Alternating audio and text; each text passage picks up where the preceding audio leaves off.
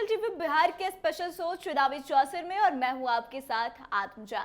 बिहार का बेगूसराय कभी वामपंथ का किला कहा जाता था। यहाँ की भूमिहार जाति के लोग भी कम्युनिस्ट विचारधारा के साथ बहा करते थे। जहां बिहार के बेगूसराय को कभी उसके वामपंथी रुझानों की वजह से लेनिनग्राद व मिनी मास्को कहा जाता था। धर्म और राजनीति को अलग अलग रखने की नीति का पालन करने वाले वामपंथ के पूर्वगढ़ में अब खुलेआम हिंदू मुसलमान देखने को मिलता है। दौर बदला, लोग बदले, सियासत बदली और बेगूसराय की सियासी सूरत लेफ्ट से राइट हो गई। तो आइए इस वीडियो में समझते हैं कि कैसी सियासत के बदलने के साथ साथ बेगूसराय की सियासी सूरत भी लेफ्ट से राइट हो गई। 2024 के लोकसभा चुनाव की बात करें तो भाजपा ने जहां केंद्रीय मंत्री गिरिराज सिंह को फिर से बेगूसराय से मैदान में उतारा है, वहीं इस बार उनका मुकाबला संयुक्त विपक्ष के उम्मीदवार के रूप में भाकपा के पूर्व विधायक अवधेश राय से है।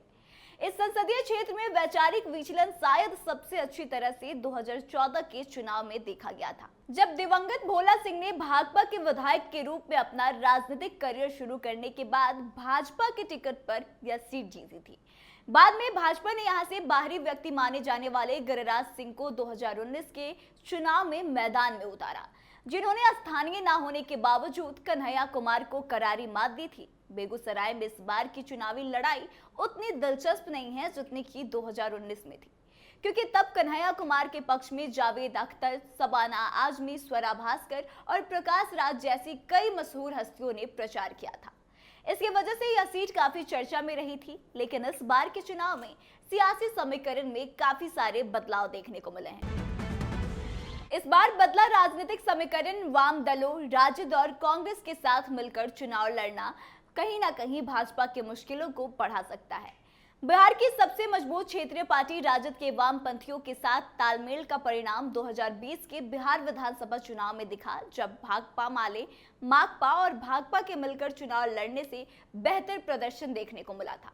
वहीं गिरिराज सिंह ने अपना नामांकन पत्र दाखिल करने के बाद दिए गए भाषण में कहा कि हमें पाकिस्तान समर्थक गद्दारों के वोटों की आवश्यकता नहीं है। वहीं भाकपा नेता शत्रुघ्न सिंह ने आयोग के समक्ष शिकायत दर्ज कराते हुए भाजपा नेता के भाषण में सांप्रदायिक पहलुओं को उजागर किया और दावा किया कि यदि केंद्रीय मंत्री के पास वास्तव में विश्वसनीय जानकारी है कि बेगूसराय में पाकिस्तान समर्थक तत्व है तो उन पर मुकदमा चलाया जाना चाहिए। अब इस सीट के थोड़े बैकग्राउंड में जाएं तो 2009 को छोड़कर इस सीट से हमेशा उच्च जाति यानी कि भूमिहार से सांसद चुने गए हैं। 2009 में जदयू के मुनाजिर हसन बेगूसराय से सांसद बने। अवधेश राय के नामांकन पत्र दाखिल करने के समय एकजुटता प्रदर्शित करने के लिए राजद सुप्रीमो लालू प्रसाद यादव के राजनीतिक उत्तराधिकारी यानी कि तेजस्वी यादव भी उनके साथ थे। इस अवसर पर तेजस्वी यादव ने पिछले 5 वर्षों में हिंदू बनाम मुस्लिम के अलावा कुछ नहीं करने के लिए गिरिराज सिंह पर निशाना साधा था। राजद नेता ने एक चुनावी रैली में मतदाताओं से यह भी कहा कि प्रधानमंत्री नरेंद्र मोदी की गारंटी पर भरोसा ना करें। ऐसे में बेगूसराय में 13 मई को मतदान होना है। ऐसे में देखना दिलचस्प होगा कि क्या फिर से एक बार इस सीट पर गिरिराज सिंह कब्जा करते हैं या फिर राजद और वामपंथ के बीच का तालमेल पिछले जो बिहार विधानसभा चुनाव में देखने को मिला था, क्या फिर से एक बार लोकसभा चुनाव में देखने को मिलेगा। आपका क्या राय है? क्या इस सीट पर इस बार कुछ बदलाव होगा या फिर वही सिलसिला चलेगा? आप कमेंट करके अपनी राय जरूर बताएं। आगे की तमाम खबरों के लिए बने रहे हमारे साथ, देखते रहे कैपिटल टीवी बिहार। धन्यवाद।